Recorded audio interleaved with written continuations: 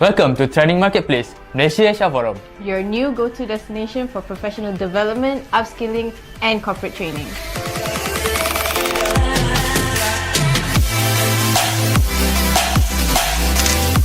At Malaysia Asia Forum, we understand that finding the right training that's relevant and trusted can be time-consuming, but we are here for you.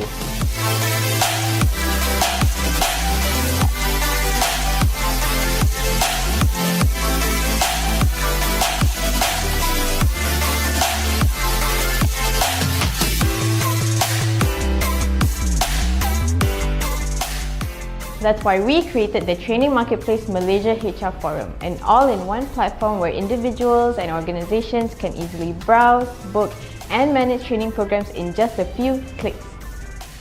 Book online or physical session anytime from anywhere. Anywhere. Literally anywhere!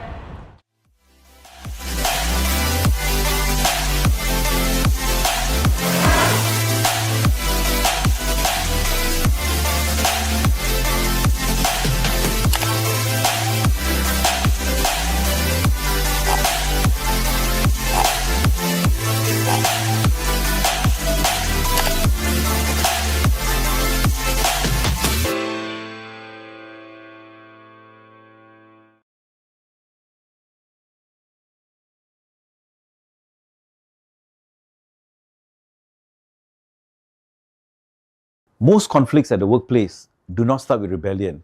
It starts with confusion. Approximately 280 Bangladeshi migrant workers in Malaysia are claiming over $694,000 in unpaid wages. Between January and October, Malaysian authorities issued 4 to 5 million ringgit in fines for labour offences, with 1,654 investigations opened involving forced labour. But all of it is avoidable when you understand the rules and there is clarity. In this masterclass, I'll share with you how to understand Malaysia's Employment Act and its Sabah and Sarawak counterparts, manage disciplinary issues legally and ethically, eliminate labour disputes before they escalate. We will dissect real case studies from wrongful dismissal to wage disputes, from disciplinary hearings to forced resignations. Sometimes people tell me this kind of class is useless. You can Google it or ask around. But ask yourself this: do you want to be firefighting when the damage is already done? Or do you want to live with peace of mind solving issues before they ever reach your desk? Because no matter what your life looks like now, it can be better. Hi, I'm Arul and this is my masterclass.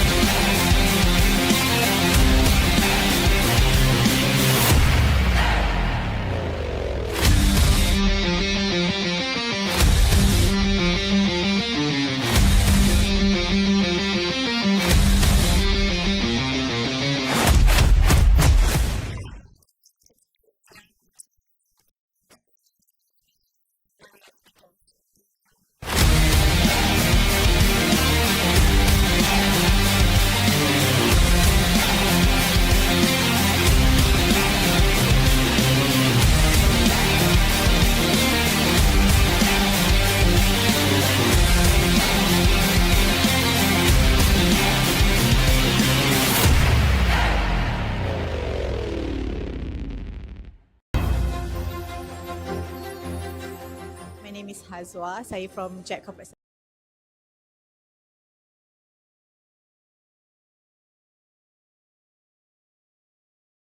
Most conflicts at the workplace do not start with rebellion.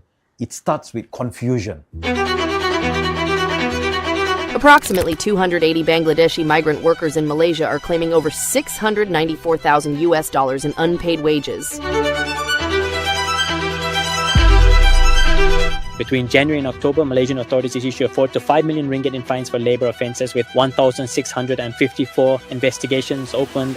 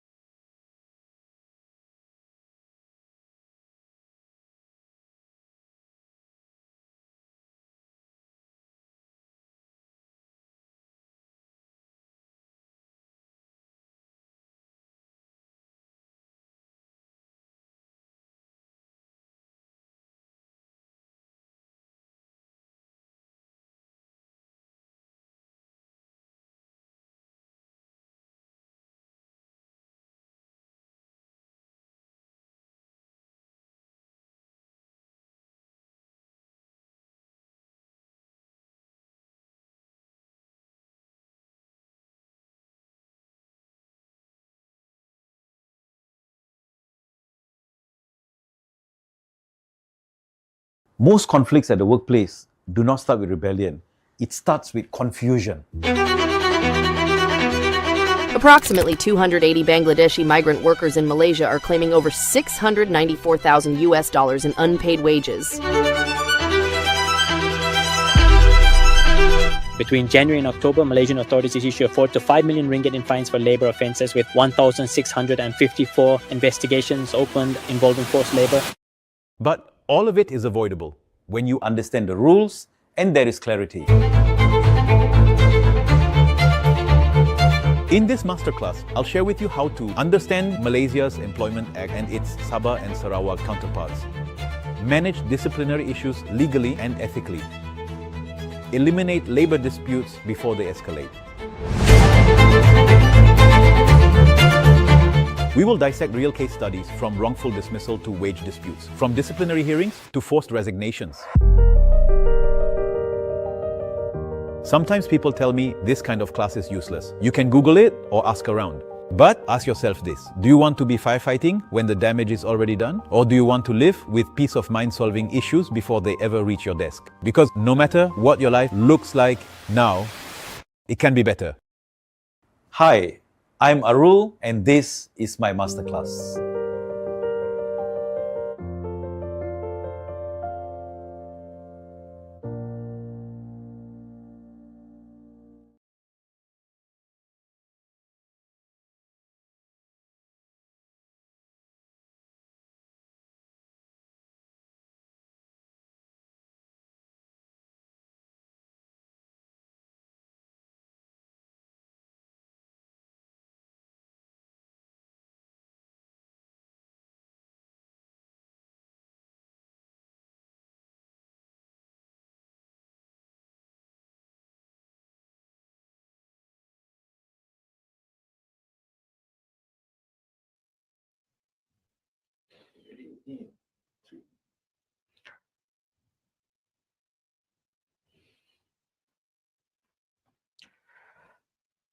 Good afternoon to all of you all.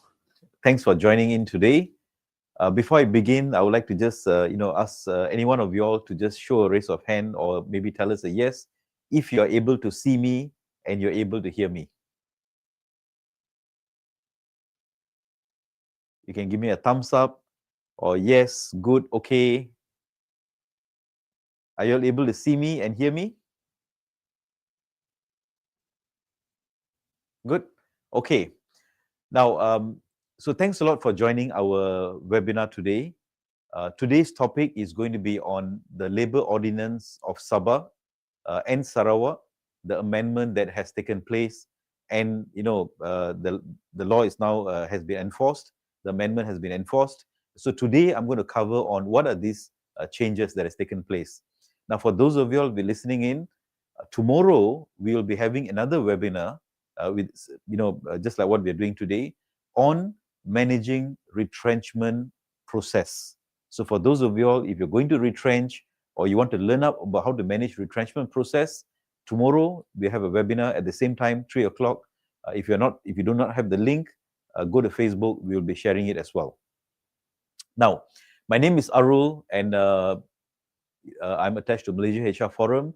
So just a quick overview about myself. I'm sure some of you all would already know me.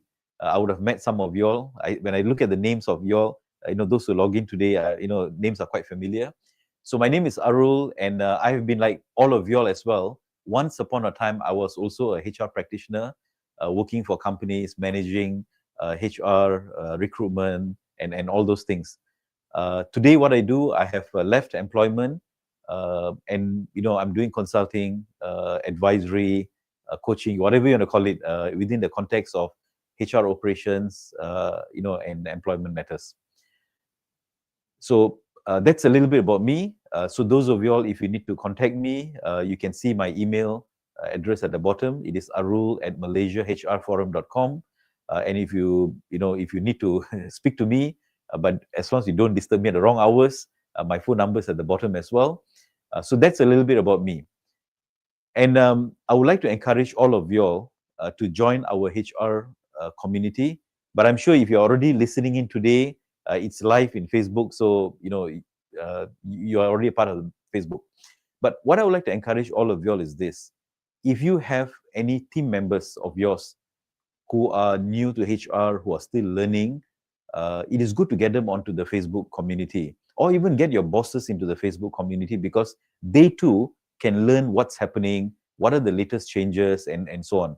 So I'm sure things that we're going to discuss today, we would have already shared in Facebook in some way or the other, right? So I would like to encourage all of you all, get your team members to join. And what you can also do, we do webinars, on and off on various topics. If you have difficulty to convey or to convince your bosses on, the right way to terminate somebody, the right way to do this, what are the changes to the law, you can use webinars like this to, get your bosses to join. Book your meeting room, book their calendar, tell them, please come and listen to this webinar, right? For example, tomorrow we have a retrenchment webinar, and you never know. Today your company may be doing well. Tomorrow you may want to resize, and you see a need to, to reduce headcount, etc. So joining the webinar ahead of time, learning, the do's and don'ts. So when you have this, scenario at your place, you will have some idea how to go about it, right? So tomorrow, don't forget to join the retrenchment webinar. If you don't have the link, we'll be sharing in Facebook later today and tomorrow, and you can click and join.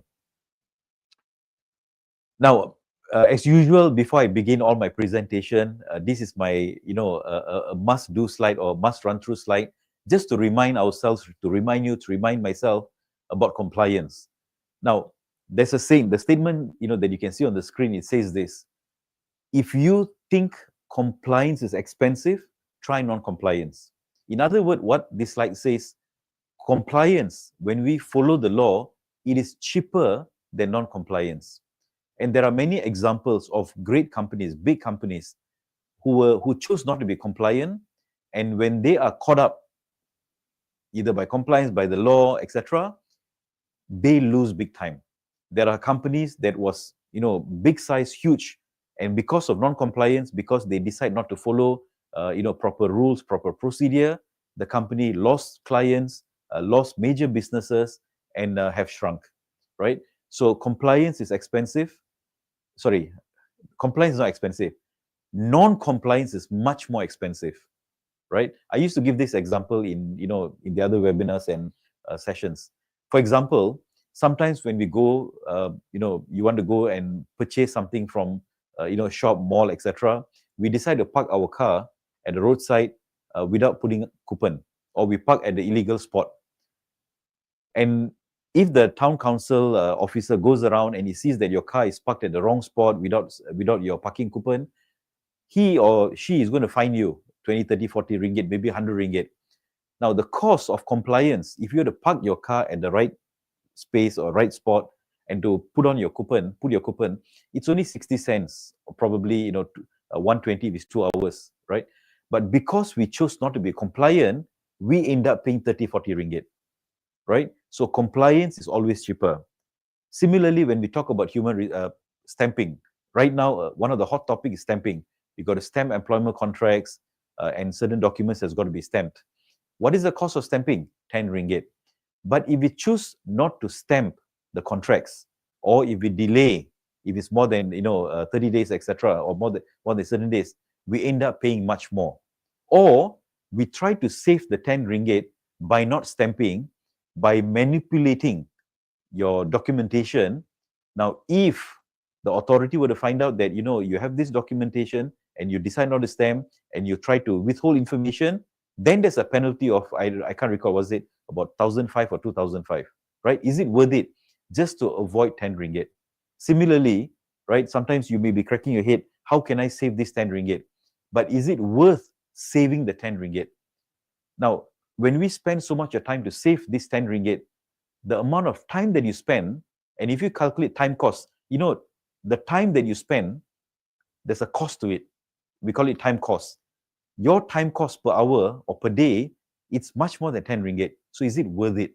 Right? Sometimes we must know where to put our focus on, where we should put less focus, where we should add more, right? Those high value add process and task, spend more time. Those low value add, not worth it, it's just not worth the 10 ringgit. Don't waste your time, right? We are not saving much. We think we are doing the company a great big deal by trying to save the 10 ringgit here and there, etc. But what we don't understand, the amount of opportunity that we have forgone because we focus on very trivial matters, right? So advice to those, for HR practitioners, especially if you are young, if you're learning, you want to grow the ladder, focus on value add activities, not those petty activities, right? Trying to convince the boss by switching off light, we go for lunch, we switch off light just to show the boss that I'm saving current, but those savings, not much. We want to save big money, focus on compliance, focus on recruiting, focus on competency building, right? So focus on high value add activities and don't waste time with low value add activities, right? Anyway, I want to summarize this. If you think compliance is expensive, try non-compliance, right? Compliance is much more cheaper, faster, safer than non-compliance. Now, let's go into the topic for today. Peninsular Malaysia, we have gone through the Amendment of Employment Act. Sabah has gone through, Sarawak has gone through their ordinance, right? Now, why these changes are made? There must be some reason, right? Why are these changes made? The government feels like, oh, you know what, the time has come that we need to look into something new, etc. Yeah, that's part of it. But there is another reason why the laws were amended. Now, I want to just share don't look at the screen, just listen to what I'm going to say. Now, if you aspire to climb the ladder, you want to be a HR senior manager, you want to become a HR director, CHRO, etc., we got to behave like one. We got to think like one. We got to act like one. Now, I'm sure many of you all do not know this. And this information is not new, right? This slide that I'm showing you today is the same slide I prepared 3 years ago when Peninsular Malaysia went through the changes, right? When we speak to our bosses, we got to speak to our bosses like an intelligent person. We cannot just go and tell the bosses, boss, you know what? Now the law changed really. Now maternity, we must give 98 days. We got to give paternity leave. Now, to me, a fresh graduate, if the fresh graduate's dialogue or conversation is like that, no problem, fresh graduate, right? They are new. But an experienced person, you should not be just telling the boss what, why, how, who, when, right? That shows that we are much more well-informed. We have done our homework, right? Young practitioners, yeah, boss, we got to do this, we got to do that, okay. But an experienced person, you don't just tell me what to do. You got to tell me how to do, why we need to do it. So now, your boss is going to ask you, why all these changes? Why suddenly government want to do this?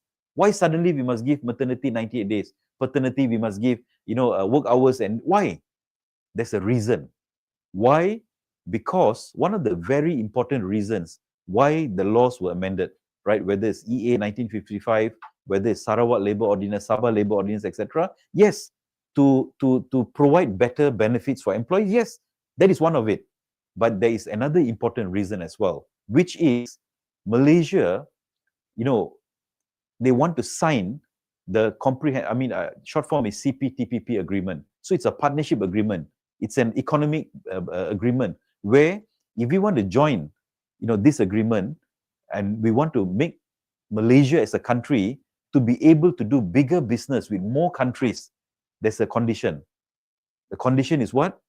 The CPTPP, partnership framework requires Malaysia to update our employment laws.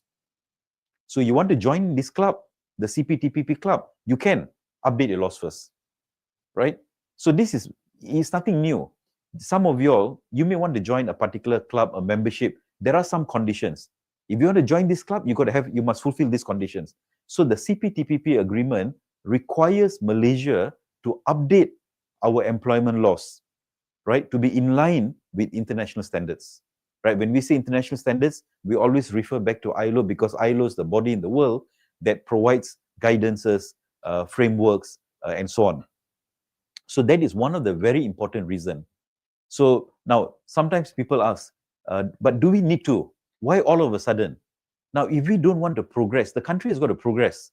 Malaysia want to become more successful, right? We want to be a better company, a better country, and so on. So signing this agreement allows Malaysia to do bigger business, more business with less barrier. That means less restriction, to join this CPTPP agreement. So the CPTPP, agreement or framework allows Malaysia now that we have updated our laws, we have signed the agreement. Today, Malaysia is able to participate in US $28 trillion economy. It's a huge economy, right? Now we're able to participate. So when the country benefits, so the country is going to benefit. But who? When we say country, who? The Prime Minister, right? The school teachers? No. Companies are going to benefit because all of you are working today. Your company is doing something. Either you're producing something, selling it to overseas, or you are providing certain services and it goes to this country, right? So whether you're producing goods or services, now your company would be able to participate in this bigger economy. So the company gains. So the country gains, the company gains. Now, if the company gains, rightfully employees should gain as well, right? Yes, agreed. Sometimes the bosses will grumble. Now I have to pay maternity 98 days. Previously 60, now 98. I have to spend so much money, etc. But don't just look at it as a cost.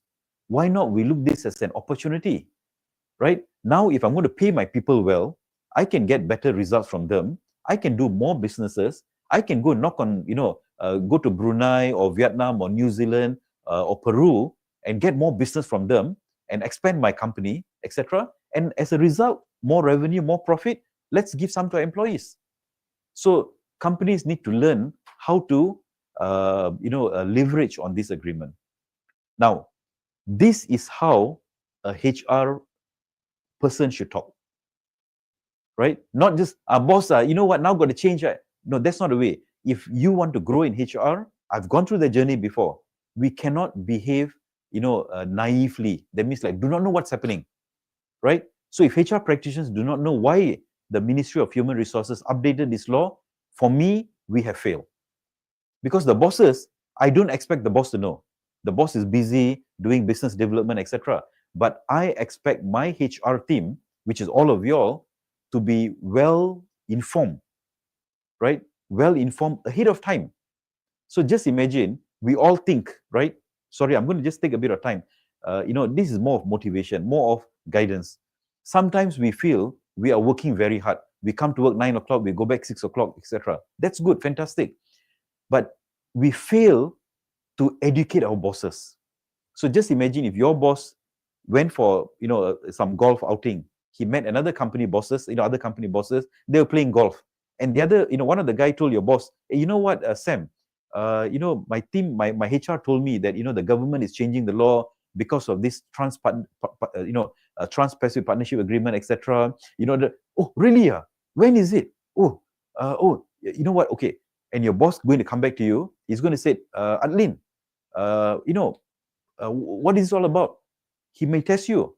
He already knows what has happened. So to me, HR shouldn't be in a situation your boss asks, then you tell. No, before your boss asks, learn up, read up, see your boss. Boss, I would like to share with you, why the amendment has been made, what we need to do, how can we leverage on it, right? I'm going to give you a few ideas that you probably never thought of. How, today many of you all would be thinking this, right? Maybe you can show of hands. Oh, all these changes is going to increase cost to the company. How many of you all would say that these changes, maternity from 60 to 98, paternity, sick leaves, hospitalization leave now separated, all these going to cost, the cost to company is going to increase. How many of you all say so? Now company labor cost increase. Many HR practitioners, many bosses, they have this idea. The costs have increased. But how can we leverage on this increase so that we can get better output, better quality, better discipline for employees? It can be done. But that requires each and every one of you, right? Even me as HR person, we have to think out of the box, right? I will share with you a few ideas as we go. Now, so just a quick overview.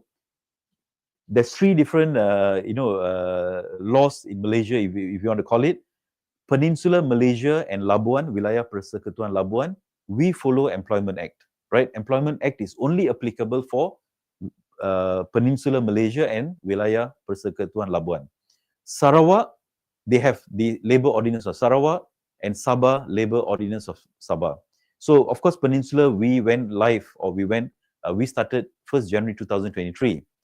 Sarawak started 1st May 2025, and same goes to Sabah. So that means Sarawak and Sabah, you're still new in the game. Whereas for us, we are in West Malaysia, we have started this almost 2003, 2004 to 2.5 years ago.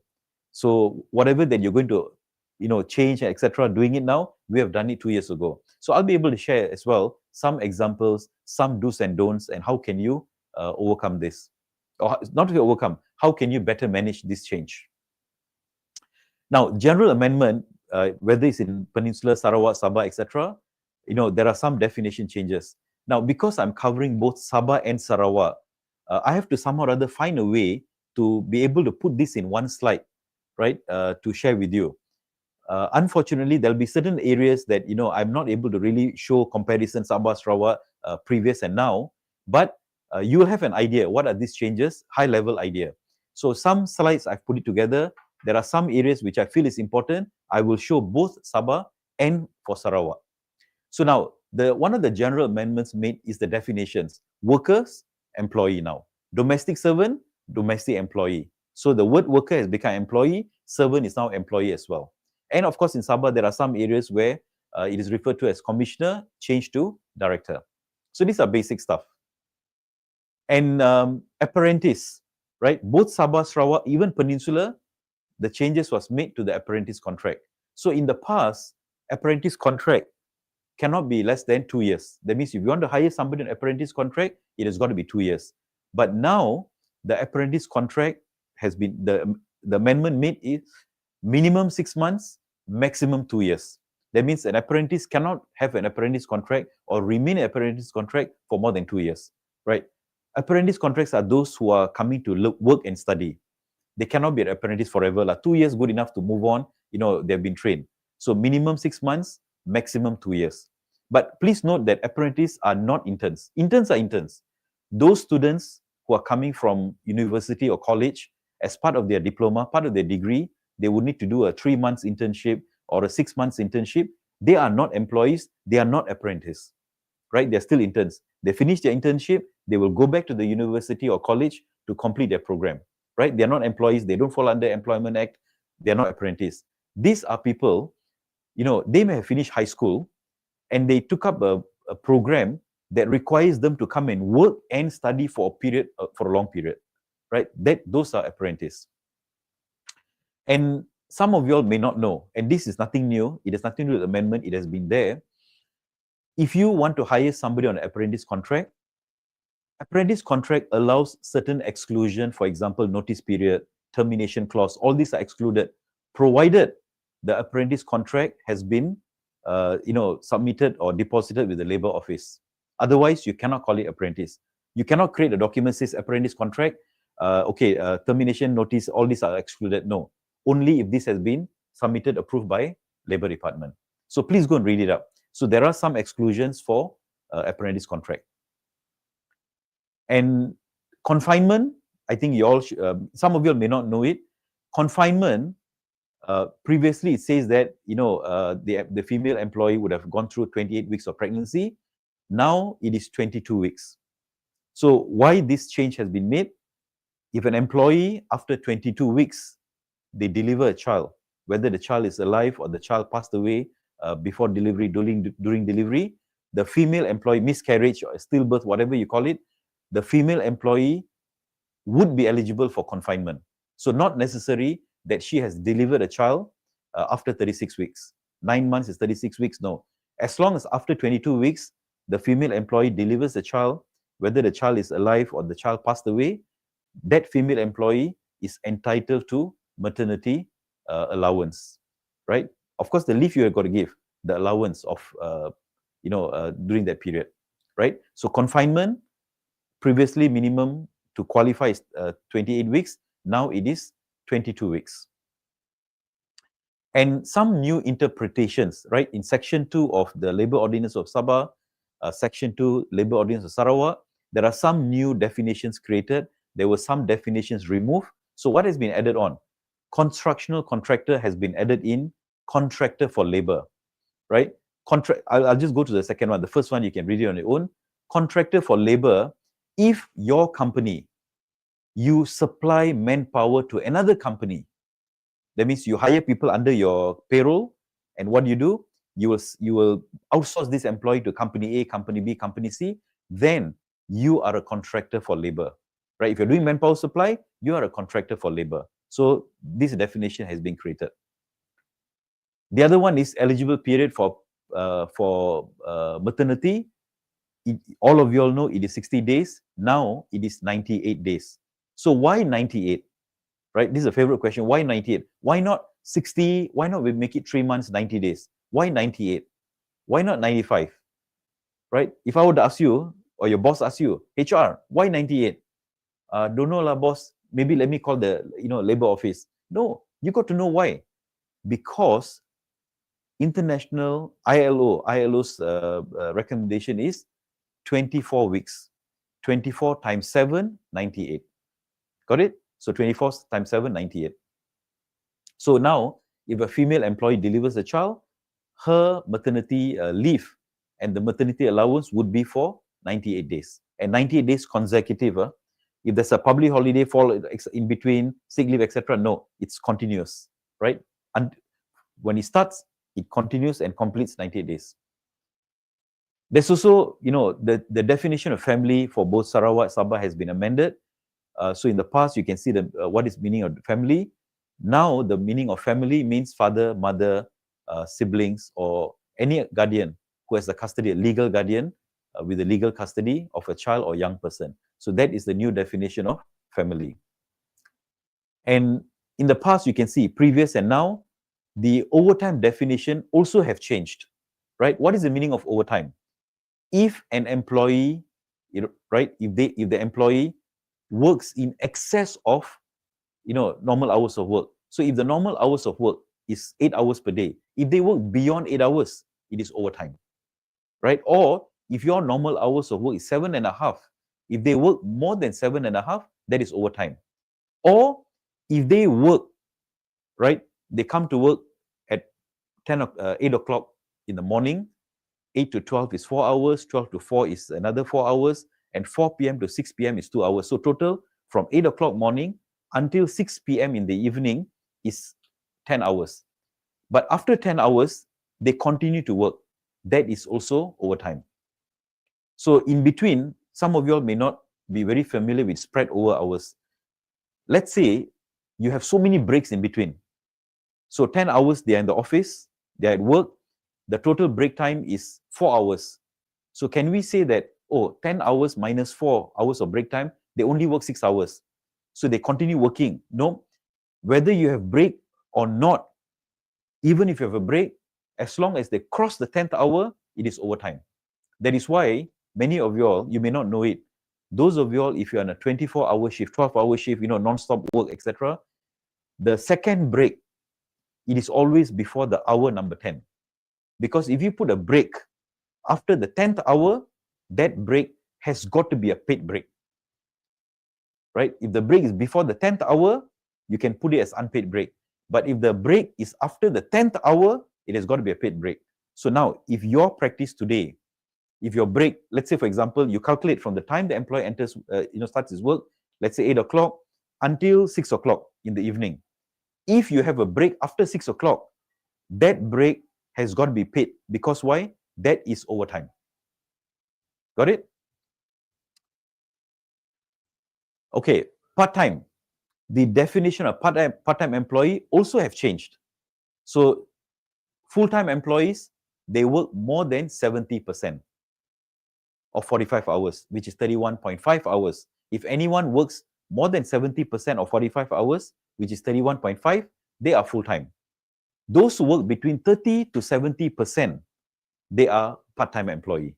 So this is the definition of part-time. Now, those of you all, if you have access to Facebook, our community in Facebook, there is a document on comparison of full-time, part-time, and what do you call this? Casual workers, full-time, part-time. The comparisons are there. Download it, read it. Right? It's a useful document. Please do it. So, full-time employees and part-time employees, they are covered under Employment Act. But those people who work less than 30%, which is 13.5 hours, those who work less than 30%, less than 13.5 hours, they are called casual workers. Casual workers are not part of Employment Act or part of SLO Sabah or SLO Sarawak. That's the amendment. And in section 2 of both SLO Sabah, SLO Sarawak, the definition of sexual harassment. What is sexual harassment? That definition has been added. The definition of vessel, the definition of spread over hours of 10 hours. So all this has been added into the section 2. Also, and a couple of provisions also have been deleted, right? So one of those is, in the past, some of you all may remember, or shall I say, in the recent months, just before this new amendment has taken effect, EA covers those people, right, who do not exceed 2,000 ringgit, right? And then those people who exceed 2,000 but less than 5, if there's any dispute wages, they can still go to labor. Now, all these provisions are deleted. Or you want to claim indemnity.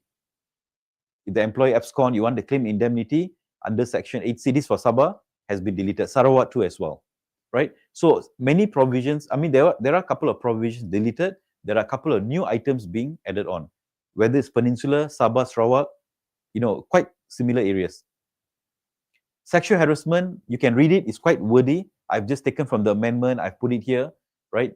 So what does sexual harassment say? Under sexual harassment, right? Now ignore the 7Q, 7R because this was Sabah. Sarawak has it. Sarawak's reference is a little bit different, but the contexts are the same, the details are the same. So sexual harassment means what? It can happen, sexual harassment can be made by an employee against another employee, right? Or by an employee against the employer. The employer could be a manager, or vice versa, the manager against an employee, right? So it can happen in, all these scenarios. And if, you can see the item in blue, if an employee raises a grievance, raises a complaint that he or she has been sexually harassed, they go to HR, they file a complaint. This section requires company to investigate, right? You must inquire, carry out investigation as soon as possible, but not later than 30 days. But if you cannot, right, for some reasons, you're not able to investigate, then you got to inform the complainant, whichever employee. For example, if I raise a case, I come to you saying that, somebody sexually harassed me, etc. If you cannot investigate, you must tell me why you cannot investigate in writing. Because, some of you all may agree, you've gone through these scenarios before. When there's a case of sexual harassment, there's nothing much we can do because there is no evidence, there is no witness, nothing, no CCTV. So it is only A's complaint against B. A will say B did this. B will say, no, I didn't do it. And when you start asking around, checking nothing, there's no evidences. So you're not able to proceed. Write to the employee, dear so-and-so, we are not able to investigate further because there's no evidence, right? And it is always a good practice to give both parties a letter. To the complainant, you tell the complainant, the person who raised the complaint, we have gone through your complaint, we have investigated, but we could not proceed further because there's no evidence, right? We will not be able to proceed further, but if any new evidence come up, please come to us, we will reinvestigate, right? So give them a letter. This is also protect you. Now the employee can even walk out, go and file a case at labor, go to, make a, go after the company by, what do you call that? Go for a civil claim against you. This letter will help. We did not sit and do nothing. We have done our part, but we came to a point where it's a dead end. We can't do anything further. So give a letter. And to the so-called accused, right? He'll be very happy. Oh, now no case ready. No, you give him a letter as well. Dear so-and-so, the allegations against you we have looked into it, but we are unable to proceed further because lack of evidence. But should any evidence come up in future, we will reinvestigate this. And please be reminded on the company's procedures, company's code of conduct, company's policy on workplace harassment, whatever, etc. Right? So now you may not be able to investigate. Let them know writing. A sample of this letter is in the forum. So if you can download it, there's two copies, one for the employee, one for the complainant, one for the victim. So this is what it says. If you cannot investigate, let them know in writing. So what to write? Download that sample letter from Facebook. And under sexual harassment as well, if an employee is found guilty, right? The scenario I gave just now, there's no evidence, right? But this scenario, so no evidence, so you cannot do anything. But now you have investigated and it is proven. After going through your DI process or your due inquiry process, it is found that the employee, it is confirmed, right? Employee is guilty. So what can you do? There's 3 actions you can take if an employee is guilty because of sexual harassment. Number 1, you dismiss the employee. That means you terminate them and no notice required, right? Terminate them. Or you downgrade the employee. If currently the employee is a manager, the lower grade is senior exec, you could downgrade this employee. Or you can impose any other lesser punishment, right? Which you feel is necessary. For example, if you're going to punish them with suspension, right? You want to suspend them as a punishment, then the maximum period is 2 weeks, full pay. That means you don't need to pay them at all for 2 weeks. Now, this suspension is different from the suspension for investigation, right? Suspension for investigation, an employee is not proven guilty yet, you suspend the employee, 2 weeks half pay. Many of you all know this. But that is not a punishment. But if it's proven guilty and you want to punish the employee, you can also suspend them as a punishment, maximum 2 weeks with half pay.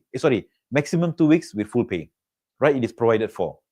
So now, it is not necessarily true that if it's sexual harassment, you must terminate the employee. Not necessarily true. Why? Because the Labour Ordinance and even Employment Act has given company 3 options. You can dismiss the employee, you can downgrade the employee, or you can impose any other lesser punishment, right? You choose what you want, right? Now, the complainant cannot say that, why you didn't terminate him? That decision is a company decision, right? You don't have to necessarily make the complainant happy, or just because the complainant wants the accused to be terminated, okay, we terminate him. No, you decide as a company. Why? Because the law, the ordinance, gives you the option. You can either dismiss them, downgrade them, or impose any other lesser punishment, which can be also a suspension. Or you may say, okay, the punishment is no increment for this year, no bonus for this year. That is also one option, right? So you have all these 3. And remember this, the employee can always walk over to the Labour Office, file a case against the company, tell the Labour Office that, I've raised a complaint and the company is not investigating, right? The Labour Director can write back to the company saying that, please investigate and give us the report within 30 days, right? And now remember this, all these things, if you don't do it as per what the Act says, if this goes to labor and the labor says that you're guilty, etc., maximum fine 50,000 ringgit. So please do it, right? If that's the case, right, as a responsible company, I'm sure all of you are responsible HR, your company is a responsible company. If there's an employee has a grievance, has a report, investigate, take action. But if you come to a dead end, you can't do much, let them know in writing why you cannot proceed further. And another, I would say interesting, why? Because this is something that you can fulfill easily. Every employee, now again, I would say, please ignore the 7V, 7W, because Sarawak Ordinance, Sabah Ordinance, the references are not the same, right? If here 7V, there is 6V. So do not worry about the references, which regulations, but look at the context. So what it says, sexual harassment, an employer, which is you must exhibit. Exhibit means you must mempamerkan. That means you must put up notice of awareness to notice to raise awareness on sexual harassment prevention. So that means you must have posters or notices on your wall. If you don't do, 50,000 fine, right? So now the maximum fine, not exceeding. That means the max is 50,000. So please put up your posters or your notices. If you don't have a sample, go to Facebook community, use the search button, you put there sexual harassment prevention posters. You will have about, I think, 6 to 8 samples. Download it, print it, put it up. And you must put it where? Conspicuously. That means conspicuously means a place that people can easily see, not putting in your storeroom, right? So you got to exhibit. Otherwise, again, if you don't do, it's an offense, right? So this is on sexual harassment. Now, another new section created, which is discrimination and forced labor. The previous discrimination clause, you can see at the bottom in red, that has been deleted. But a new discrimination clause has been created. So what does it say? If there's a discriminative practices, the employee can raise a case against you, right? So the employee, or if there's any dispute between the employer and employee, which arise because of discrimination, the employee can, file a case. And if the, of course, file a case means that the labor office investigates. And let's say the labor office finds that the company is guilty, right? After conviction, you're guilty. Then the fine, again, not exceeding 50,000 ringgit. And if this offense continues, that means you still don't change, you still continue doing it, then a daily fine.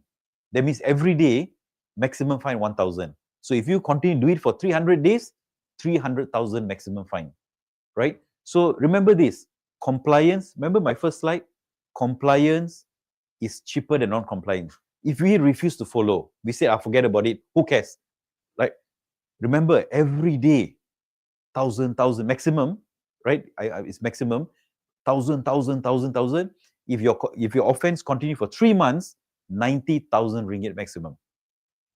50,000, or you already kena bayar just now maximum. Now another 90, right? So if there's any discriminative practices, please resolve it fast, right? Do not allow it to continue.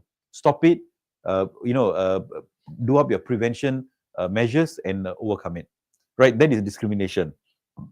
Now, the other new section created is forced labor, buruh kasar, prohibition of forced labor. What it says here, any employer who threaten your employee, and this is not just foreign workers, it can be even local employees, right? You can see in the provision, it did not say foreign workers or foreign employees.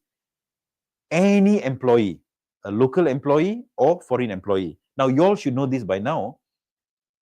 The labor ordinances covers both local and foreign employee, not just local. Whether you're a local employee, whether you're a foreign employee, whether you're a permanent employee, whether you're on a fixed term contract, whether you're on a probation, the labor ordinance covers all of them, right? So any employer who threaten, deceive, or if you force an employee, right, to do any activity, or you prevent them from leaving your workplace, right, that is considered forced labor. But again, forced labor, because Malaysia, we have, signed the forced labor, what do you call this, instrument. There are 11 indicators, right? Of course, here it does not cover 11. It's good for you to go and read what are these 11 indicators. But for now, what we see on screen right now, you threaten the employee, you force the employee, etc. That is considered forced labor. And if this is proven, and you're found guilty, the company can be fined not exceeding 100,000 ringgit. So for forced labor, the penalty is very heavy, 100,000 ringgit maximum, right? It can be lower, but maximum 100,000, and a jail term. That means there's a jail term for this. If the company is guilty, maximum 2 years or not exceeding 2 years. So it's either maximum 100,000 or jail term not exceeding 2 years, or both. So it's a very heavy offense. Try to avoid it. So what you should do now, do not allow any forced labor practices, right, to happen at your workplace. You deceived them. That means you cheated them, right? So these are all forced labor practices, which please avoid it. The other amendment that has been made in Sabah, Sarawak, is the child and young persons, right? So that means if you're going to employ child and young persons, you must know that hazardous work cannot, right? So there are certain do's and don'ts. What are the areas they can? What are the areas they cannot? Hazardous work cannot. They cannot work at certain hours. I'll share with you the next slide. They cannot work from certain hours to certain hours, and so on. But they can also work in some areas. For example, if you're going to hire them under apprentice contract, that is allowed. If they're going to go through a vocational training, right? Because why? Sometimes, somebody did not finish SPM. And at the age of 15 or 16, they decide to quit school. They don't want to go to school. They don't want to sit for SPM. But they decide to do sijil kemahiran, right? And that sijil kemahiran requires them to go for some vocational training. Now, that is allowed, right? So there are certain do's and don'ts, what can, what cannot in this new amendment. And, right, again, if you see the last part, you see item 2D, right? You see item 2D. When you hire them under apprentice contract, the apprentice contract should be approved by the director, and a copy you should file with the Labour Department. So this is added into the old provision. Whatever you see in green is all added. Whatever you see in blue, right? Whatever you see in blue is existing. The hazardous work actually should be green. I made a mistake, right? So if you're going to hire somebody under apprentice contract, it must be approved by the director, and the copy of contract has been filed. And in order for the young person, the child, to do any light work, right, they cannot be less than 13 years old. So this is something new added as well. In order for the child to do any light work, they cannot be less than 13 years of age. And, in the past, right, they said, cannot be, the child may be engaged. That means you can engage a young person, sorry, not child, young person. You can engage a young person to work as a domestic servant. That one has been removed. They can, they can work in bars, cannot remove. They can work in club. All these are removed. So bars removed, club removed. They can still work in cinema, but not in a club, not in a bar. So these are added. And so again here, a child or young person, they cannot work in certain areas. For example, they cannot be engaged. Anything that is against the Electricity Supply Act in Sarawak, in Sabah. Sarawak is something similar as well, or the OSHA Act. If anything against it, they cannot do, right? Hazardous work cannot. So what is hazardous work? It is covered in the third schedule. I will cover that at the very tail end of my presentation today. And so these are some added, some changes. So you can see previous and current. Please ignore the 73B because that's for Sabah. Sarawak similar as well, but the reference regulation different. So in the past, right, it says no child, that means child means above 13, below a certain age. No child shall be required or permitted to work between 8 o'clock. That means after 8 o'clock in the evening, they cannot work. Now, after 6, they cannot work. That means, 8 o'clock is, is probably late. So now you can employ them, they must be able to leave, go home, by 6 o'clock. After 6, they cannot be working. So that's a change. That changes has been made. Same goes to here. They cannot work between the hours of 6 o'clock in the evening and 7 o'clock in the morning. That means between 6 o'clock in the evening until the next day 7, they cannot be working, right? They are young. And they also cannot work more than 7 hours a day. And all. So these are all the restrictions that is there. Employment of women. In the past, in the previous ordinance, they cannot do night work, they cannot do underground work, there are some prohibition, etc. All these are deleted. So now female employee can work night. Remember in the past, in order to get the female employee to work at night, you must apply for night shift permit, right? Now you don't need to, because this prohibition or this this regulation has been deleted. So now you can ask a female worker to work at night without asking for any permission from the Labour Office. Maternity, right? We have spoken a little bit just now. For maternity leave, in the past 60, now it's 98, right? So the eligible period, it is now 98. And what is interesting, if you look at point number 2, right? Regulation number 2, section 2, right? Subsection 2. If the female employee, right, is receiving a maternity allowance, right? She's on maternity leave, right? She's on leave because, you all know, right? More than 5 living child, they will not qualify for maternity allowance. So now she delivers child number 6. She doesn't qualify, but she will still be on leave. She cannot be coming to work, but she will not get the maternity allowance. That means the maternity, some of you may call it paid maternity, unpaid maternity, right? More than 5 kids, if the kids all still alive, surviving, she will not get the maternity payment, right? Now, in this case, whether she's getting the payment or not, right? Whether she's getting the payment or not, if the female employee wants to come back to work, she may say that, 90 days is too long. My family is there, my mother-in-law is there, I've got a maid. I want to come back to work fast. After 60 days, I want to come back. Can she come back? Can, provided 2 conditions. Number 1, she must get the consent or the approval of the company. The company must say, okay, can come back. And she must get, the doctor has got to certify her fit to work. So the company says, yes, you can come back, and she's fit to work. Then, right, then she can resume work. If the company say cannot, or the doctor say, no, her condition is not, she's not fit, she cannot. You cannot force them to come, right? Now, a very favorite question. If they come back earlier than 98 days, do I need to pay the maternity allowance? Answer is yes, maternity allowance for 98 days, but they come back after 30 days, after 60 days. So the remaining 38 days allowance, you got to pay them. The salary also starts, right? So kind of like they get 2 payment, right? They get a salary and the allowance for that period. Now you may say, like that, a lot of money. If I'm the female employee, I would rather just stay at home. If you're not going to pay me, why should I want to come back? I'd rather stay at home. I still get my allowance, right?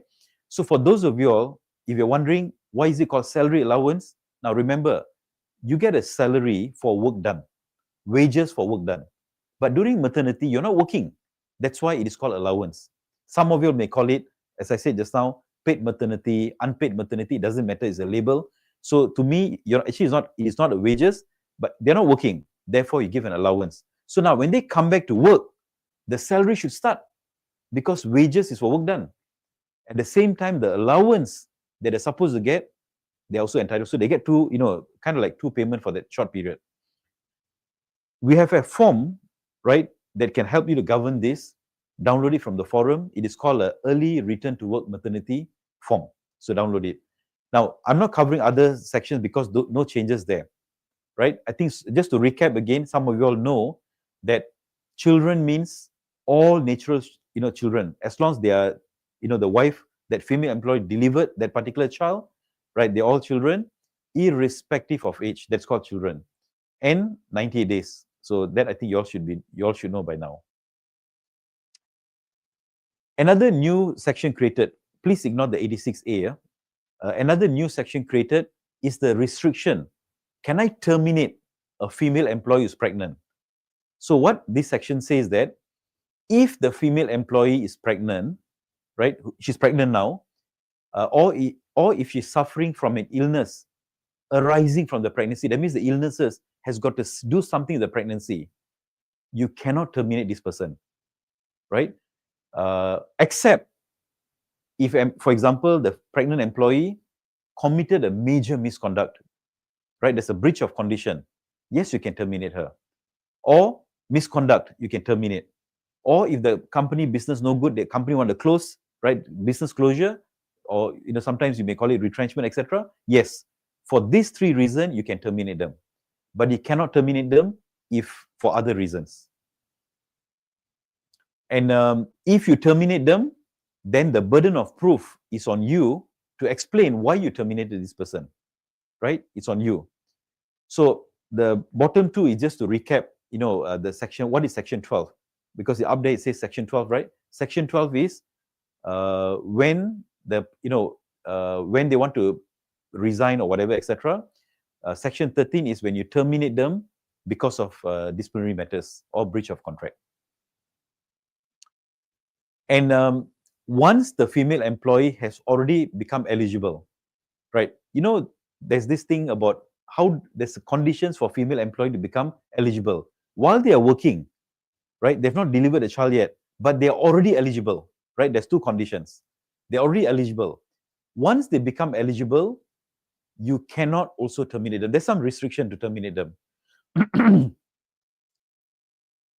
So again here, so just note this, that if the female employee is absent after her eligibility is expiration of eligibility, that means the eligible period has expired because of illnesses, etc.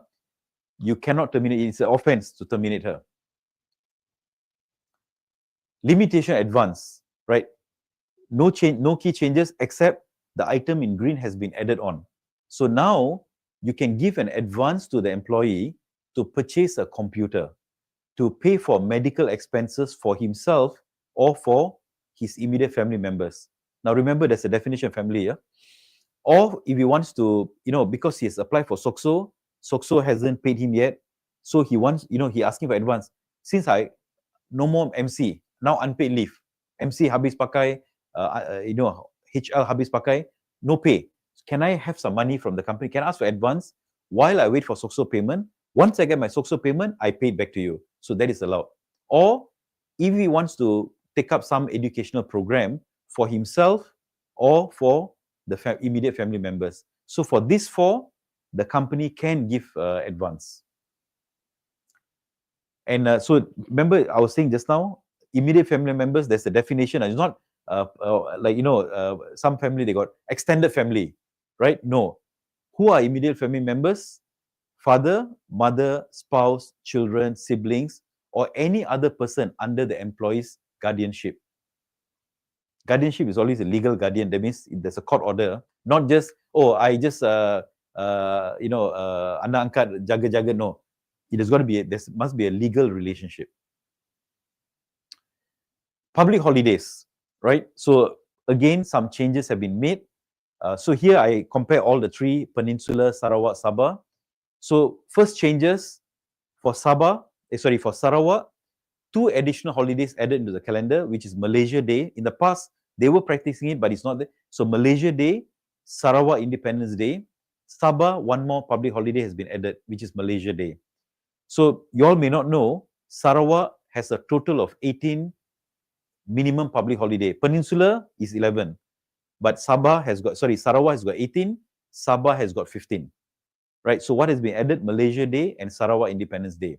Of course, if for Peninsula, if like for example, just recently, Prime Minister announced 15 September, then it becomes 11 plus Section 8. For Sarawak, if the state government announces, then it's 18 plus announcement. Same goes to Sabah, 15 plus announcement. Now, what changes have been further made? Previously, it only says that if a public holiday falls on a rest day, right, the next day. But what happens now if there's 2 public holiday, falls on the same day? So the answer is at the bottom. The next working day, right, the next working day immediately after the rest day or the other public holiday shall be the paid replacement public holiday. So if public holiday falls on a Sunday, let's assume your rest day is on Sunday. The public holiday falls on Sunday, automatically Monday becomes a public holiday, or for some public holiday, you can replace any other day. But what happens if 2 public holiday falls on the same day? Then the next working day becomes replacement for 1. You're still eligible for 2, right? So if Monday is a working day, sorry, let's say Monday is a public holiday, but Monday is also 2 public holidays. So Monday is a public holiday, Tuesday is a replacement public holiday. So this is a new provision added. Working hours, right? We all know 48 become 45, but why 45? Why not 42? Why not 48? Why not 41? Just to let you all know, ILO's recommendation for reduction of working hours is 40, not 45, it's 40. But our government decide to, stop at 45, 45. But international recommendation 40. Many Western countries are working at 38.5. I heard, was it Holland, Netherlands? They only work for 32 hours, right? But for Malaysia, it's 45. But I think most of y'all, if you're an office hour, many of y'all are working only 40 hours per week. But here, the law allows up to 45. So 48 become 45. And I'm sure many of you are wondering, this particular change would have increased your labor cost by 6%. Why? In the past, after 48 hours, baru you bayar OT. Now 45, anything more than 45, you got to pay OT. So you'll be cracking your head, how to reduce costs, how to do this. Now again, remember this, don't find illegal ways not to pay an employee. What can you do? Find ways how to make people go back on time while finishing their work. They finish work, go back. So look at ways how to reduce workload, how to simplify your processes, cut your meetings, reduce some paperwork, right? Sometimes we are doing unnecessary activities, reduce these activities. So these are things that may not be necessary. So find ways how to make things efficient, right? I want to ask you all this. If an employee did not come to work yesterday, right, absent one day, and today the employee came to work, the superior says, can you please go to HR? Because, the HR want to see you. So the employee comes to HR, and as usual, you're going to ask them, hey, why you didn't come yesterday? And the employee will say, I got this, that, etc. You're going to give them a show cause letter. Now, show cause letter, give him some time, reply, etc., and finally give a warning. Now, from the time you issue show cause, until you give this employee the first warning, or even a verbal warning, first warning, it doesn't matter. Many of you all, you take 3 days, 5 days, 8 days, 1 week, 2 weeks, right? You take that long to issue a letter to complete the process. Some of you all may give a show cause letter. After that, you forgot to follow up. Now, to me, that is waste of time. Remember, now the work hours are shorter. So what can you do? Find ways how to make things faster. I do it in half an hour. Why you take 3 days? Why take 5 days? Why can't we do it shorter? So, because now the work hours are short, right? Find ways how to simplify your processes, how to reduce. If today you do things in 4 steps, how can I do in 3 steps? How to make things fast? How to make things lean? What are the activities that is not required at all? Right? For example, if a person is confirmed, you all give a confirmation letter, you ask the employee to sign, and then you want the letter back. This process, to me, you should do away with this process. That letter is useless. Why you need that letter? Just because there's a notice period change. Now you want the employee to acknowledge. Right? So find ways how to reboot. First and foremost, in the original employment contract, you have already mentioned what is the notice period. Confirm, probationer, 2 months, 1 month. Confirm 2 months. You already mentioned. Now you just want to tell them, your notice period, now you're confirmed. So for me, what I'll do, I will just give a letter, no need to acknowledge. Right? Find ways how to reduce unnecessary paperwork. We have created tons of paperwork, tons of processes, checking here, checking there, etc. So what do you do? Don't find ways how not to pay people. There are some weird ideas out there. 5:30 you clock out, but you stay back because they want to show that it clocked out. Right? No, you don't do that. Find ways, push for efficiency, push for productivity, find ways how to reduce unnecessary paperwork, make things lean, make things fast, improve competency. If you are doing it today in 2 hours, how can I do it in 1 hour? Right? For example, some of you may you may do some data analysis, right? Maybe your attrition data. When you do a data cleanup, you'll do one by one changes. But if you can learn how to do a simple Excel or Excel formula, VLOOKUP or some Excel, you can do it within 2 seconds, clean up your data. So if you don't learn, you will take 1 hour. But if you can learn how to do Excel data, Excel formulas, you can do in 20 minutes or maybe 5 minutes. That's how you push for efficiency, competency. Competency brings about efficiency. When you are efficient, you can do things faster and even better, right? So invest in competency. Don't worry about these work hours. You take 45 hours, let's say, for example, if you got 30 disciplinary cases in a month, you will probably take about, 1 full week. If you take all the time spent, you compress it, probably 4-5 working days. I can do in probably 1 day. So why you take 4-5 days? So that means you are inefficient, I'm efficient, right? So you got to find ways. Don't worry about these work hours.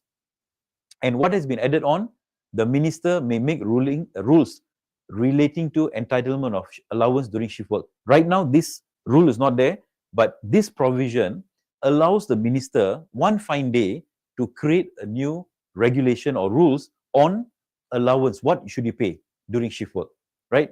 Added, but right now, there's no rules yet. Sick leave. Sick leave, and previously, the sick leave is part of the 60 days, right? It's 60 include 14, 60 include 18. Now what has happened, the sick leave and the hospitalization leave, they have decided to divorce each other, right? So now sick leave is sick leave, hospitalization leave, right? You will tell me, yeah, so many leaves, etc. Some employees, for them sick leave, for you sick leave. If I ask you, what is the meaning of sick leave? Or sick leave when you're sick.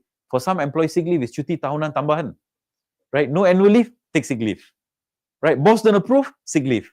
Public holiday, sick leave, right? So you also need to have a mechanism to manage all this. You got to have a mechanism to detect abusers, how to prevent it, etc. Right? So sick leave and hospitalization leave is 2 separate leaves right now. So total 74 days, 78, and for those employees who has worked for more than 5 years, it is now 82 days. Paternity leave, again, it says for married employees, they must be married. For maternity, the law did not say must be married, but for paternity, must be married. Local foreign worker, local employee, foreign employee, they are eligible. That means if you have an employee from another country, whether it's Indonesia working, he is qualified. When it comes to maternity, leave and allowance, let's say you've got a foreign female worker from Indonesia, she's qualified. She's eligible for maternity. You cannot say cannot. So again here, limited to 5 confinements. It doesn't matter how many wives you have, but total 5 confinement. Okay? And you must, the condition to qualify, you must have worked with the company for 12 months. Right? As long as 12 months, whether they are probationer, confirm, permanent, contract, doesn't matter, they automatically become eligible. So you cannot put in your policy to qualify for paternity, you must be a confirmed staff. You can't do that. Because why?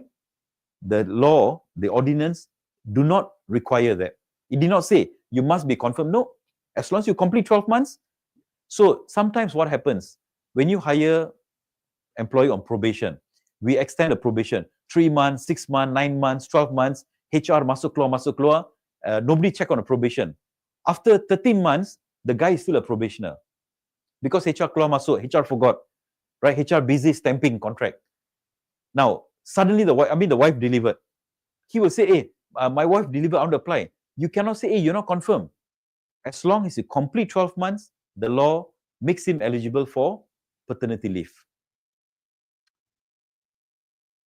I will skip this. I think many of you all would know this. What is the formula to calculate incomplete month wages, right? So whether they start work late, instead of first they start on the 5th, right? The month is incomplete, or they resign before the month is over, or they took, a leave of absence. That means they've taken unpaid leave for more than 1 day or more. These are the formula that you use, right? Okay. Payment of wages is a bit wordy. I'm going to skip this. I've put into a nice chart.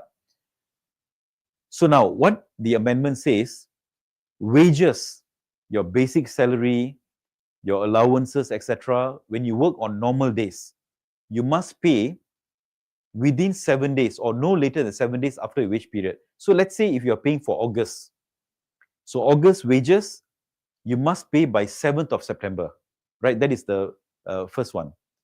But if the employee work on a rest day, public holiday, or overtime, you can choose not to pay within 7 days, but you must pay not later than the end of the next wage period. That means next wage period is 1st to 30th September.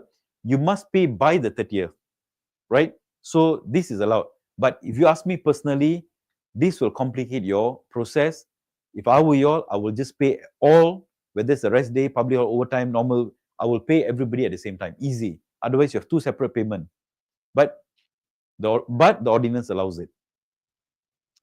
Now, so, sometimes when you read Employment Act, it doesn't really give you, it's a bit, sometimes it's not easy to read.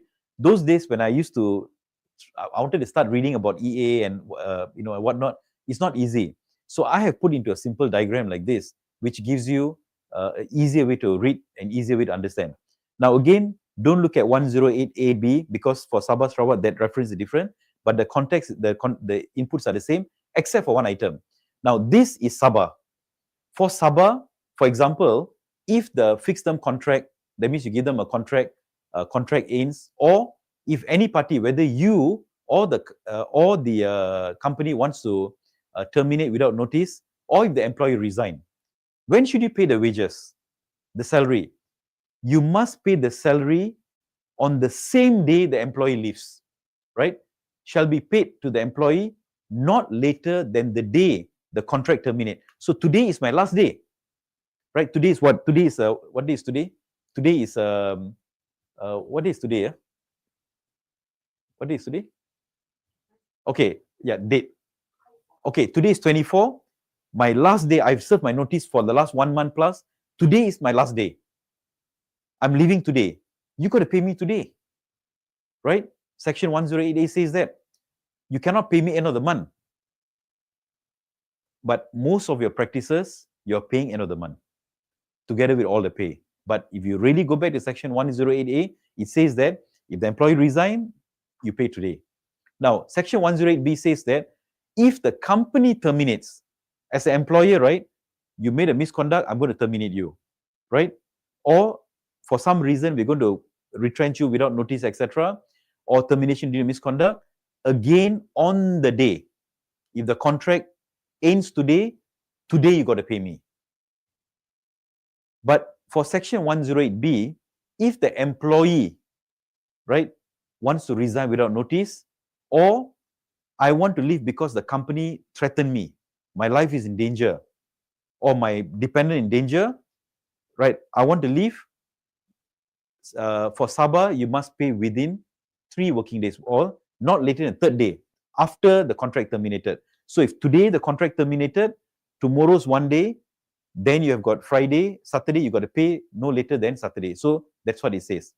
Now Sarawak is a little bit different, just one part. So everything is same except the last part. You can see here, if the employee terminates the contract within 3 days, right? Not later than 3 days. But for Sabah, they got 7 days. Sorry, for Sarawak, they got 7 days. Sabah is 3, Sarawak is 7. Right? That is one changes. And another small difference between Sarawak and Sabah is also the top part. For example, if the fixed term contract ends or termination without notice by anyone, or the employee resign, you got to pay on the day. But if it's not possible, right? If it's not possible because maybe it's a rest day or public holiday, nobody's working, right? Then 1 day after that particular holiday and so on. So this is only for Sarawak. But for Sabah, I'm going to go back again. Sabah, you got to pay no later than the day. Why the difference? I'm not able to answer that. Okay, now I'm going to do a little bit of rushing up because I want to do a bit of Q&A. So now, another amendment, wages shall be paid in legal tender, right? And sorry, you got to pay to their bank account, either their own account, or if it's going to be a joint account between the employee and somebody else, right? You got to pay to a financial institution. But again, despite that earlier arrangement that I've shared just now, the employee may write into you. He may say, boss, can you pay me in cash? Right? Legal tender means our Malaysian cash currency, or in a check. Employee write to you, can you straight pay him? No.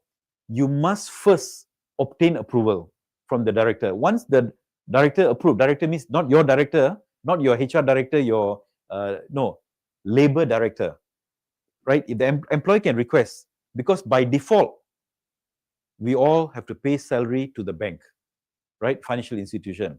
But the employee may say, for some reason, can you pay me in cash or check, right? He writes into you, before you pay, you must get approval first, right? So that's what, I'm going to skip the rest all. And you know, there's something that some of you all may not be aware on approved incentive payment, right? This incentive is not your own incentive.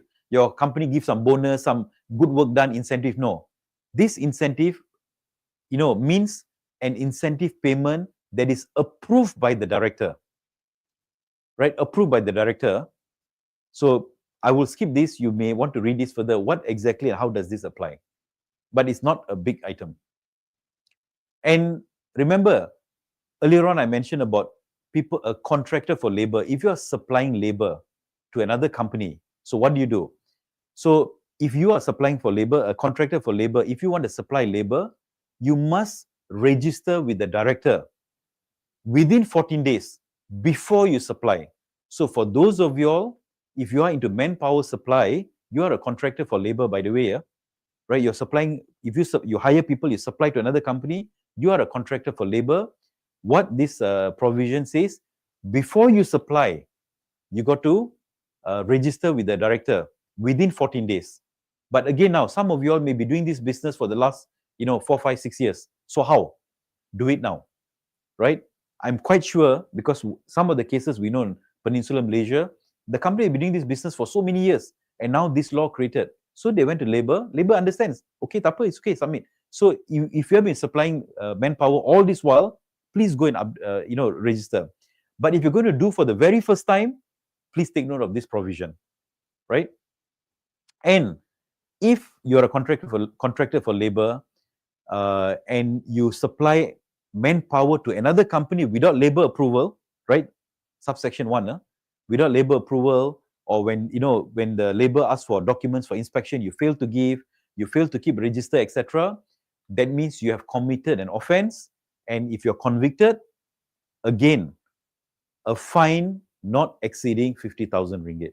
So remember this, supplying manpower to another company without registering, in other words, without the go-ahead from labor, or we don't register, 50,000 maximum fine. Flexible work arrangement, right? This is something interesting. Now, usually I like to ask questions because I want you to think, but because of time factor, so I'm just going to go straight to the answer. Now, one of the biggest challenges that companies have today, those days, we fear our competitor. Oh, if I don't take care of my workers, the other company will take. If I don't give enough benefits, if I don't make the work life, good, etc., another company will take. Today, I will not worry about the other company. We got to be worried about the gig world, right? If you want me to come and work for you for, 6 days a week for minimum wage, what do I earn? I earn about 3,000 ringgit. If I go and do Grab, Food Panda, or I do something else in the gig world, I can earn 5,000, 6,000. So why should I work for you? So we must understand today that providing some kind of flexibility is no longer an option. Those days we can say, we don't want it. But now the law says so, right? Flexi work. In other words, right, the employee can apply to vary, to modify, mengubah suai, hours of work, days of work, place of work. they can apply, right? And in writing, in a form and manner, that means there are some format that is provided by the director. By the way, we have also shared a very comprehensive form in the forum if you want to use it. And so when the employee applies, the second section, don't worry about 120A and 120B because this was Sabah. Sarawak is different section, but the provision is the same. If the employee applies within 60 days, you must either say yes or no, approve it or reject. You must do it within 60 days. And if you reject, it says that you must give a reason why you rejected, right? So the way I see it, this provision did not say that you must approve. It says that if the employee apply, you must let them know within 60 days, yes or no. If yes, no problem. If no, you must tell the employee why no, right? That's all. Now, for some reason, right, listen carefully here. For some reason, you decide not to give. You say cannot. Can the employee go to labor now and say that my company rejected my leave? In my view, there is no appeal process. There's no way they can appeal. But you have two employees. Let's say there's two junior officers, right? Both are same grade, same job, same department, right? Same capacity. Both got laptop, for example. One person you approve, the other person you don't approve. Now, the one who is not given the approval, he or she can claim that this is a discriminative practices. Remember the discrimination clause? This is a discriminative practices, right? So now they can go to labor and say that my company, mendiskriminasikan saya. Why? Because my friend, same job, same capacity, same grade. He applied, he got it. I applied, I didn't get it. Now, so he cannot go and tell labor, I didn't get. I'm unhappy, I didn't get. Right? This is not allowances. I'm not paid OT. I work, I didn't get OT. He go and file a case. Labor will investigate. But in this case, there's no appeal process. But when you practice discriminative, you practice discrimination, now then it's a different story altogether. So because of time factor, so I'm not going to go through this, fully. But you must start doing your FWA, assessment. What job, right? Operator, for example, can you modify the place? Cannot. Hours maybe cannot if you're running 24-hour shift or continuous shift. But the days you can. What about security guard? What about manager? Right? You got to do a bit of assessment, then decide what is next. Right? This is just a simple. Not provided by SLO, but this is just a simple idea how you can go about it. And there are some tips, right, that when you implement, firstly have your policy. Now, if you don't have a policy, there is a fantastic comprehensive policy in our Facebook community. Go and download it. Download, remove what you don't want, add whatever you want. And that policy, I can tell you, is one of the, of course, our team did it. I cannot say it's the best policy, etc. But it's a very comprehensive policy because I have seen so many policies of many companies. Many of these policies are not well written. There are many areas they don't cover. For example, they don't set a boundary guideline. They don't set expiry period, right? They go and approve long-term arrangement and then after that they get stuck. What to do? What about if there's a business trip? Where's the point of travel? What happens if there's a HSE? Who approves it? Manager or employee? A manager or HR? Just to give you a very expensive advice.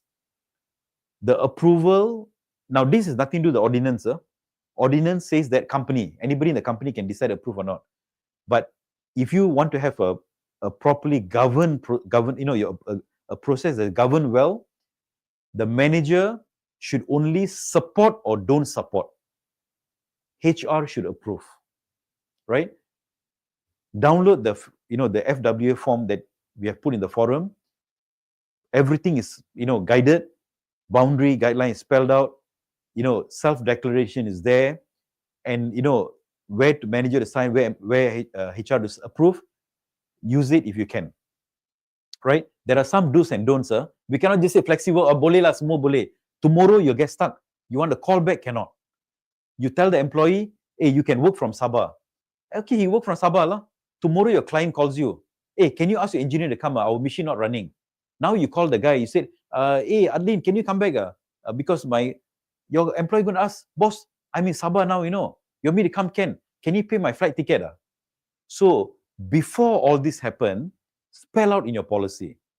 If there's any business trip that you must perform, that you need to perform during let's say work from home, the point of travel that a company is going to pay is going to be from the office, not from wherever you are. So all this has got to be spelled out. So this is the policy that you can find in the forum, comprehensive policy. Go and download it and make the best use of it. Now there are many types of FWA. It's not just about coming in early, going back early, right? You can also have compressed work week. You can even convert part-time. Many of you all, I'm not so sure. But do you know that how you can leverage on part-time? I call it part-time work strategy. Employees who are pregnant, you can put them temporary and part-time. Of course, you cannot force them. You can offer to them. Employees who are retiring, you don't need them the whole day. You just need them maybe 3 days a week. Why not put them part-time? Reduce the pay to 60%, right? On a win-win basis, right? So many of us, we know part-time regulations are there, but we don't use it. Now, this part-time regulation can be a strategy as well to create a flexible workforce, right? Learn it up. Okay, so this is all the, please go and read it on your own. And both Sarawak and Sabah, maybe because of, the historical nature of things in Sabah and Sarawak, a very comprehensive special provision to employees' minimum housing standards, minimum accommodation and amenities. It's very long, right? Almost about what? I think easily about 20-25 pages. I'm not able to cover today, but please read it. What you see in the outer box is Sabah. What you see in the inner box is Sarawak. Very comprehensive. Peninsula, we don't have this. But Sabah, Sarawak, maybe because of estates and interior, etc. Very comprehensive. I've never seen this before, but it's good. It covers everything from doctor, from treatment, to house, to accommodation, to family. Covers everything, right? Have a look at it. And court order, this is something new added, also in Peninsula, Sabah and Sarawak. In summary, if you failed, for example, you need to pay the employee, wages, whatever, and you don't pay, employee goes to labor, files a case against the company, and labor says, please pay, but company still don't pay. Now, the employee can apply, that means employee apply to the court, right? Tell the labor court, can you, please take charge of the company's property. In other words, take the company's property through the legal process for sure, sell and pay the employees, right? So that is this provision. And so these are offenses and penalties. I just want to summarize it. In the past, the maximum penalty is 10,000. Now, the maximum penalty is 50,000 ringgit. So it is expensive. It has gone up.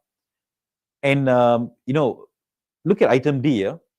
For example, you fail to produce, you conceal, you hide, right? You hide, documents, etc. when you need to produce it. Now, if this, under section 3 to 6, now if this, under section 1308, this is Sabah. Sarawak also the same, just that I didn't put that particular provision. Not just about, the fine become 50,000. Here, there's also a daily fine. You have made a mistake, you did not do it. Labor investigated, found guilty. They ask you to rectify it, you still don't. Then you start paying daily penalty of 1,000 ringgit maximum. So you see all the fines from 10,000 has become 50,000 maximum. Maximum 50,000. And, in this provision, for example, if you prevent employee from, appearing before the labor director, previously 10,000, here, right, 10,000 and a jail term of 6 months. Now, 50,000 maximum, jail term of 6 months or 1 year. I need to check this out. And a daily fine, in the past 100 daily fine, now maximum daily fine 1,000. Okay, again, you can see 10,000 has become 1,000, and in some cases, 2-year jail, right? You can see there 10,000 and imprisonment 2 years. Now, 50,000 maximum fine, 2-year jail term or both, right? Okay, again, you see increase of fines, 10,000 has become 50,000. So the fines no longer maximum 10, now maximum 50. And in some cases, there's a daily fine. In some cases, like for example, forced labor, 100,000 maximum fine. That means if let's say you're found guilty, the fine imposed on you is not more than 100,000. That means it can be up to 100, but it will not exceed 100. Okay, again, 10,000, you can see 50,000. In this case, if you hire, right, a non-resident employee, etc., without permission and so on, 10,000 become maximum 50.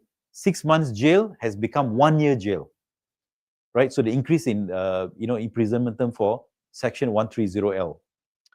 Okay, general penalty again 10 has become 50.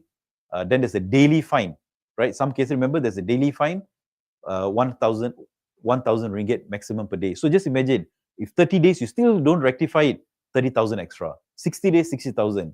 That's why compliance is cheaper than non-compliance. Okay, now this is something unique. Give me a while. I know our time is up, but just give me a while. Who is an employee? Who's an employer? Right? This applies in Peninsula, Sabah, and Sarawak. Now, sometimes we become very creative. We try to have some funny contract, to hide all these employee-employee relationship. But now, under this particular section, we can identify who is an employee. We can, the presumption, who is an employee, who is an employer. So I'm just going to summarize this in a few sentences. If you control them, you control their movement, he's only working for you, right? And whatever job that this person do is a very important part of your business.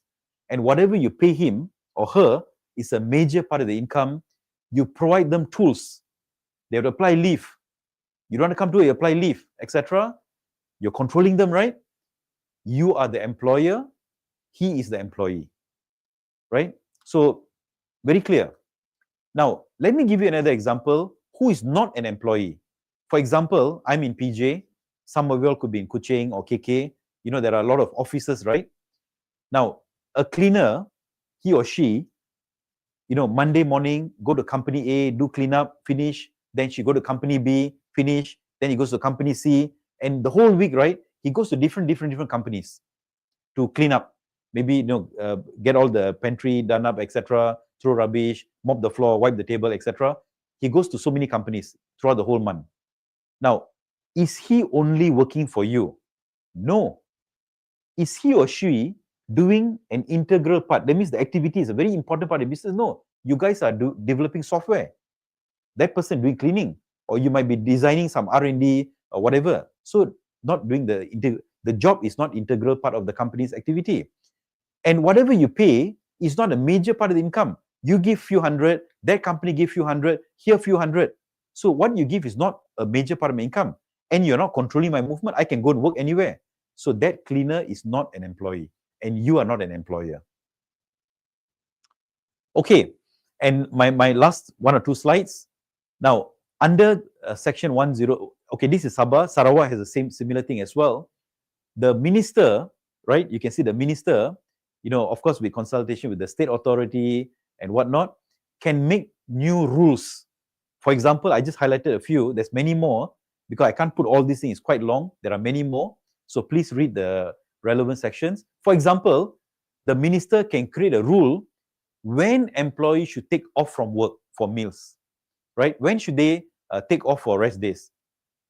When should they, the minister can even create certain rules, right, about flexi work.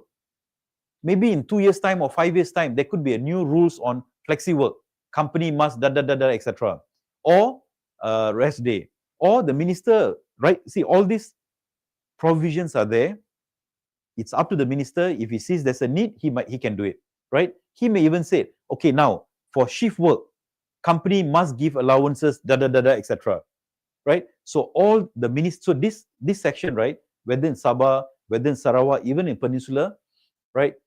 There is a room or avenue for the minister to create rules or regulations, right? So that's what this section provides for. Okay, now, first schedule, right? There's one important slide. Don't go yet. Anybody who leaves, you rugi, yeah? There's one very important slide. Now, the first schedule in Sabah and Sarawak has been amended. In the past, employees not earning, earning less than 2,500 ringgit. If you're earning less, you're part of EA. You're earning more. You're not in EA. Sorry, you're not in Labour Ordinance. But now it says that as long as you have a contract, you are part of Employment Act, whether you're Sabah, Sarawak. But certain provision does not apply to certain people, right? For example, if you're a HR manager earning 3,000 ringgit, so you're still earning below 4. So all provision apply to you, termination benefit, overtime. But if you're earning above 4 and you're a HR manager, you will not get some of this. You'll not get these items, right? So there are some exclusions. So this is Sabah and this is Sarawak. Almost similar, except in Sabah, there's one extra item that those people who are earning above 4,000, that special provision on housing doesn't apply to them, right? In Sarawak, yes. In Sabah, yes. But in Sarawak, this is silent. Now, I want to just put these two together, right? And share this with you. This is a very important slide and it's easy. So just take note of this. Now, green box, red box. If you are a manual labor, if the employee is doing manual work, right? Manual means more than 50% of the time, they're doing manual work. Your cleaner, for example. Or if they supervise a manual labor, right? Sometimes, what happens? The person is no longer a supervisor, but the title is still supervisor. Have you revised your business title? Every 2 years, at least, you should clean up your business title, review whether the person is still having the same title or not, right? So review your business title. And if the person is doing manual labor, most of it, more than 50% of his work, if he's, operating or maintaining any mechanically propelled vehicle, or he supervises another employee, right? For this group, it does not matter whether you're above 4 or below 4. You are, right? It doesn't matter whether you're above 4 or below 4. You are entitled to OT, public holiday. If you work on public holiday, you work on rest day, overtime. If the minister makes some rules on shift allowance, all this is you guys are eligible. It doesn't matter whether you're above 4. So a lorry driver driving lorry the whole day, earning 7,000, he is eligible for overtime, right? He will be at the green box at the bottom. But other employees, HR, finance, R&D, purchasing, quality, sales, they are other employees because they're not doing manual labor. They're not running any machinery. They don't supervise the manual labor. They are others. So for other employee, if they're earning up to 4, they enjoy everything. But if you're earning above 4, you do not enjoy, overtime pay, etc. So for those HR people earning above 4, you are red box.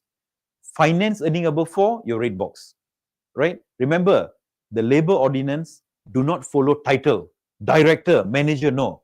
What you do. So now I want to give you a quick quiz, right? HR manager 3008, green box or red box? You can put green or red.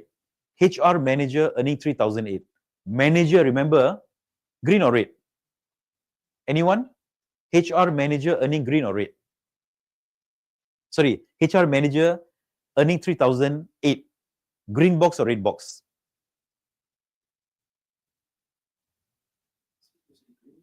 Okay, green is correct. What about HR finance clerk earning 7,000? Finance clerk, kerani earning 7,000. Red or green? Finance clerk earning 7,000.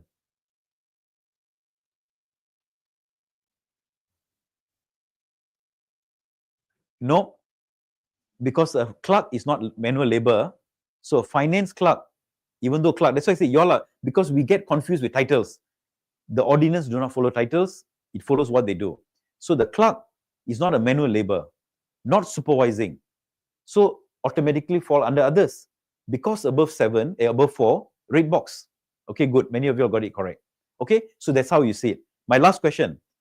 Operations Director earning 3,005. Operations Director earning 3,005. Green box or red box? Operations Director earning 3,500. Director, green or red? Operations Director. Anyone? Green. Betul.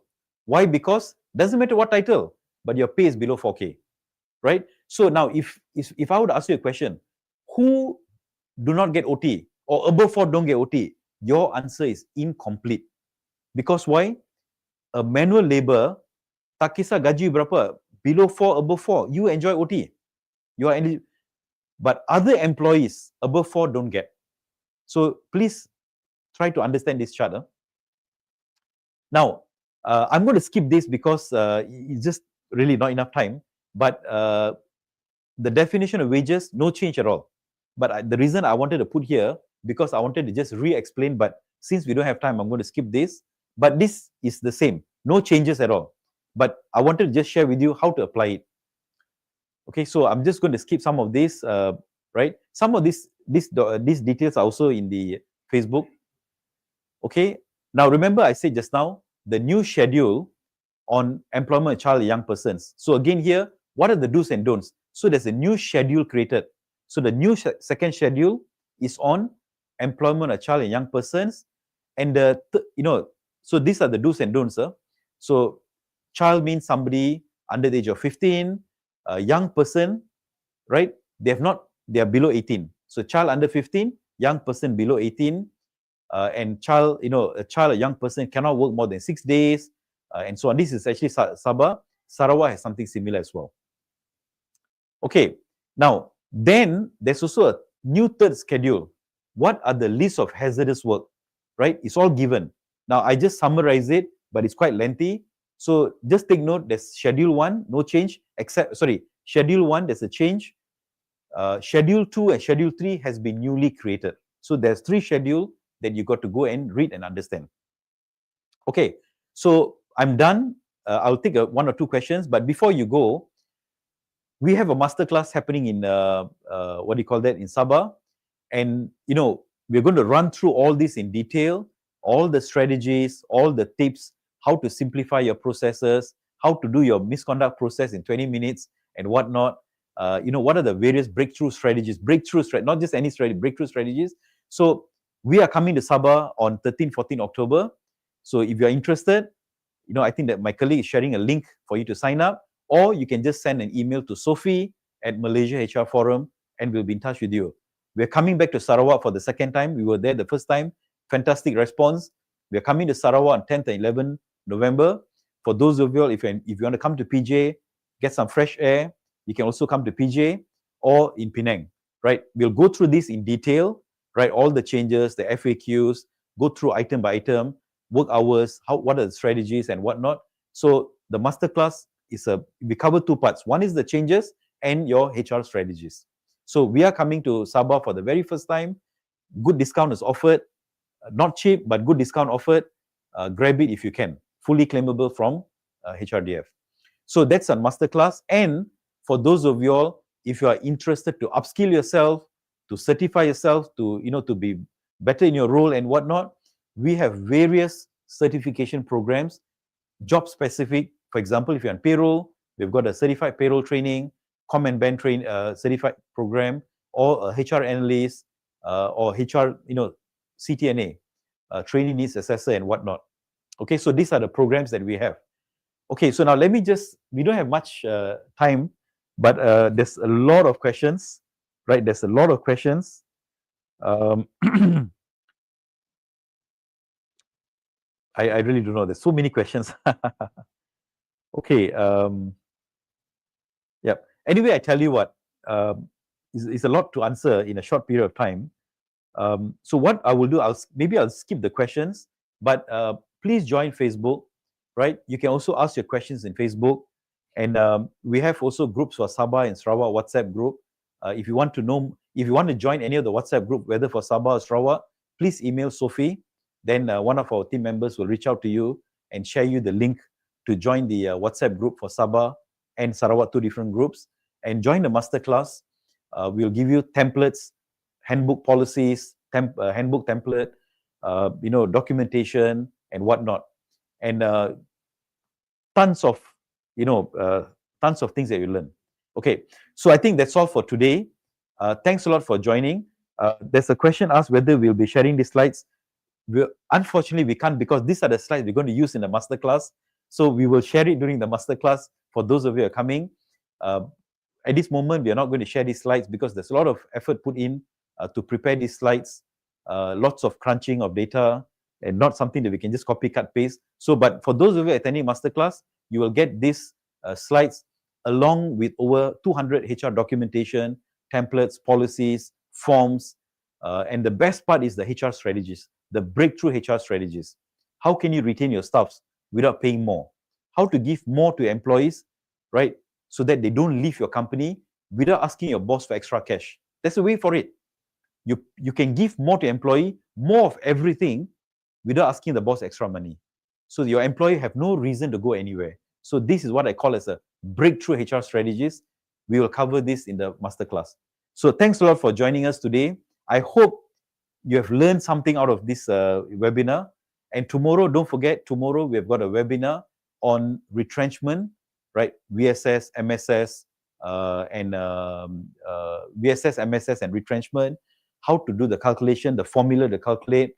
What are the do's and don'ts, the steps? What are some case laws? What are things that have gone on well? What are the cases that has gone to the court? What did the court say about best fit, right? First in, last in, first out. All this will be covered tomorrow. So those of you who are interested, please join us tomorrow on the retrenchment webinar. Thanks a lot. Sorry to keep you that long. Supposed to finish at 4:30, but got dragged a bit. Thanks a lot, and see you soon in our masterclass in Sabah and Sarawak if you're coming. See you then, and thank you. Most conflicts at the workplace do not start with rebellion. Most conflicts at the workplace do not start with rebellion. It starts with confusion. Approximately 280 Bangladeshi migrant workers in Malaysia are claiming over $694,000 in unpaid wages. Between January and October, Malaysian authorities issued 4 to 5 million ringgit in fines for labour offences, with 1,654 investigations opened involving forced labour. But all of it is avoidable when you understand the rules and there is clarity. In this masterclass, I'll share with you how to understand Malaysia's Employment Act and its Sabah and Sarawak counterparts, manage disciplinary issues legally and ethically, eliminate labor disputes before they escalate. We will dissect real case studies from wrongful dismissal to wage disputes, from disciplinary hearings to forced resignations.